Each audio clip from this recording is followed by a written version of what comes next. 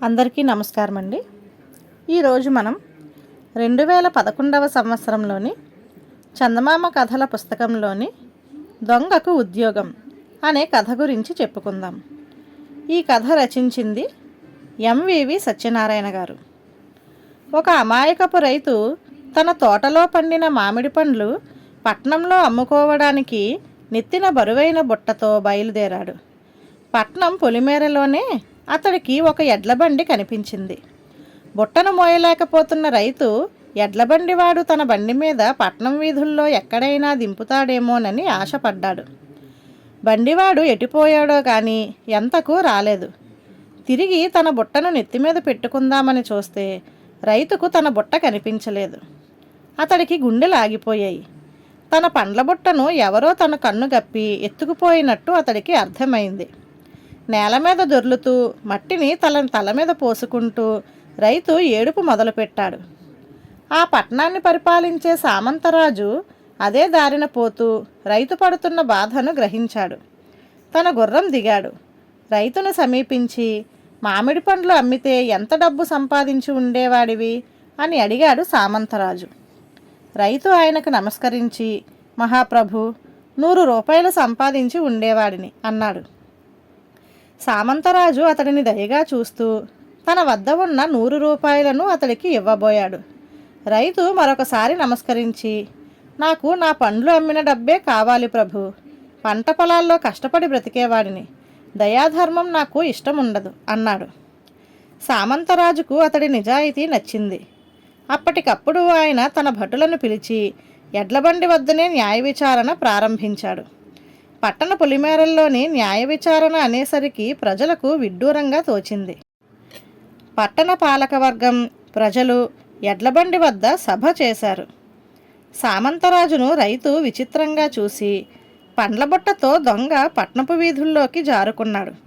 పొలిమేరలో ఉండిపోయి దొంగని ఎలా పట్టుకోగలం ప్రభు అని అడిగాడు. సామంతరాజు అతడిని సముదాయిస్తూ తన భటుల చేత కొరడాలతో బండిని కొట్టించాడు.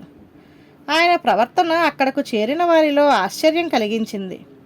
అటు తరువాత భటులు అదే బండిని, నిజం చెప్పు, అతడి మామిడి పండ్లు ఎవరు ఎత్తుకుపోయారో వాళ్ళ పేరు చెప్పు అంటూ పదే పదే కొరడాతో కొట్టడం వారికి నవ్వు కూడా తెప్పించింది.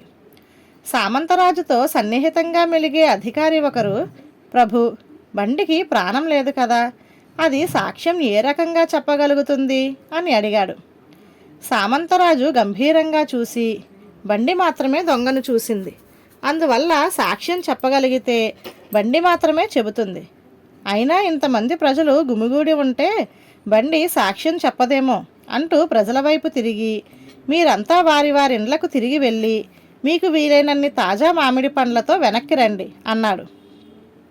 ప్రజలు ఈసారి మరింత ఆశ్చర్యపడి సామంతరాజు పట్ల తమకున్న గౌరవాభిమానాలతో తమ ఇండ్లకు తిరిగిపోయారు. తమ కంటికి తాజాగా ఉన్నట్లు తోచిన మామిడి పండ్లను కొని కొన్ని గంటల తేడాలో న్యాయ విచారణా స్థలం చేరుకున్నారు. మామిడి పండ్లను సామంతరాజు నేల మీద పరిచి ఉంచమని కోరాడు. పండ్లు తెచ్చిన వారు ఆయన చెప్పిన సూచనను పాటించారు. సామంతరాజు ఈసారి రైతుతో, ఈ మామిడి పండ్లలో నీవు తెచ్చిన వాటిని గుర్తుపట్టగలవా అన్నాడు. రైతుకు తన కర్తవ్యం గుర్తొచ్చింది. అతడు మామిడి పండ్లను పరిశీలించి తాను బుట్టలో తీసుకువచ్చిన పండ్లను చాలా సులువుగా గుర్తించాడు. వాటిని ఒక పక్కకు చేర్చాడు. సామంతరాజుకు రైతు చేసిన పండ్ల ఎంపిక నమ్మకం కలిగించింది.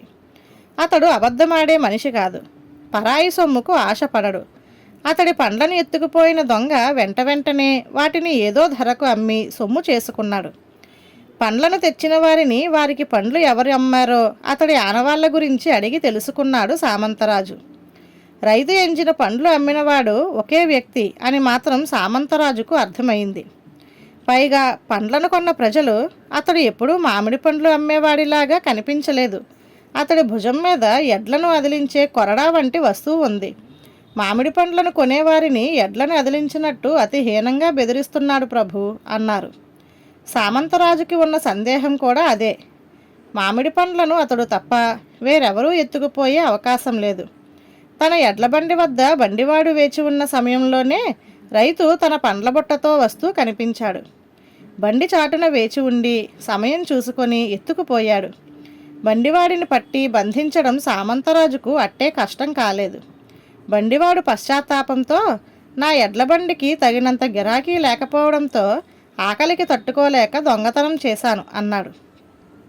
సామంతరాజు అతడికి తగిన పని ఇప్పించి ఆదుకున్నాడు. రైతు తన పండ్లు మరోసారి అమ్మకానికి పెట్టాడు. ధన్యవాదాలు.